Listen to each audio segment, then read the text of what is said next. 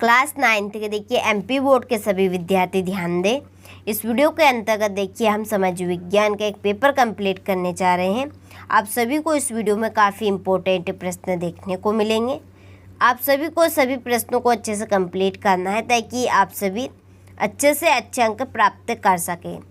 चलिए तो हम वीडियो को स्टार्ट करते हैं। तो देखिए यहाँ पर पहला प्रश्न है, वाटरलू का युद्ध कब हुआ था? इसका आपका आंसर रहेगा 1815। रूस की क्रांति कब हुई थी? इसका आंसर रहेगा 1917 में। जर्मनी ने मित्र राष्ट्र के सामने कब समर्पण किया? तो इसका आंसर आपका रहेगा मई 1945। निम्नलिखित में कौन सी लवणीय बल वाली झील है? इसका आंसर रहेगा संभार। संविधान सभा की पहली बैठक कब हुई? इसका आंसर दिसंबर 1946। ठीक है। फिर है, भारत में सर्वाधिक गरीबी जनसंख्या वाला राज्य है, तो ये रहेगा आपका बिहार। चलिए तो आप सभी यहाँ से इन प्रश्नों का स्क्रीनशॉट अच्छे से लें और अच्छे से इनको कंप्लीट करें। इसके बाद में रिक्त स्थान कि सन 1917 की सदियों में रूस की राजधानी डेडेस की हालत बहुत ख़राब थी, तो इसका आपका आंसर रहेगा पेट्रोग्राड। ठीक है, इसमें आएगा पेट्रोग्राड। फ्रांस की मुद्रा डेडेस जिसे 1794 में समाप्त कर दिया था, इसका आपका आएगा लिब्रे। ठीक है, लिब्रे।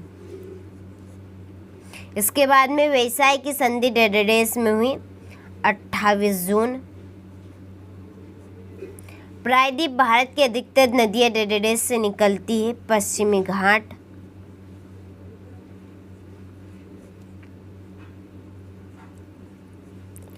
ठीक है। इसके बाद में नागरिक के साथ उनकी जाति, धर्म और लिंग के आधार पर डेडेस नहीं किया जा सकता, तो इसका आंसर आएगा आपका भेदभाव। ठीक है, यहाँ पे आपका आएगा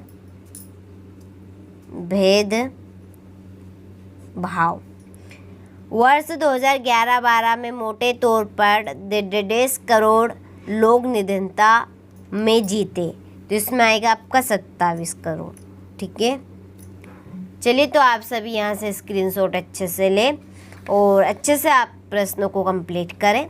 इसके बाद में सही जोड़ी, विश्व का सबसे बड़ा देश कौन सा है?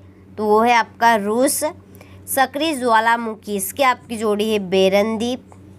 ठीक है। देश में कानून बनाने का अधिकार किसका होता है? संसद का। ठीक है। फिर है देश भारत के भारत के प्रथम उप प्रधानमंत्री, इसका आंसर है सरदार वल्लभ भाई। फिर है प्रधानमंत्री रोजगार योजना, तो ये आपकी हुई है 1993 में। इसके बाद में जैव प्रौद्योगिकी तृतीय क्षेत्र।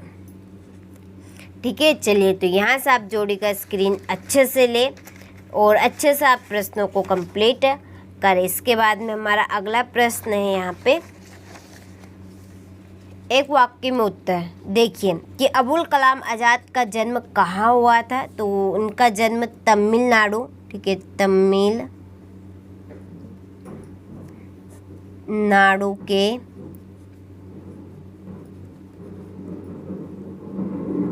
रामेश्वर शहर में।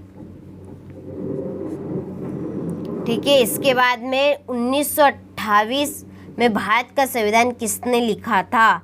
मोतीलाल नेहरू।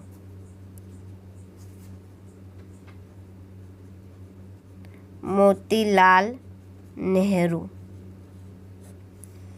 फिर है, राष्ट्रीय काम के बदले अनाज योजना कार्यक्रम किस वर्ष में लागू किया गया?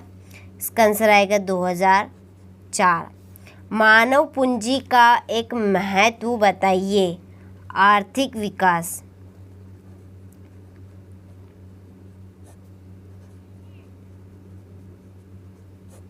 फिर है, वॉल स्ट्रीट एक्सचेंज क्या था? तो ये था आपका शेयर बाजार। ठीक है। लुई 16वें को मृत्युदंड कब दिया गया? तो ये दिया गया था 1793 में। ठीक है। चलिए तो आप सभी स्क्रीनशॉट अच्छे से ले। इसके बाद में हमारे रहेंगे सत्य सत्य।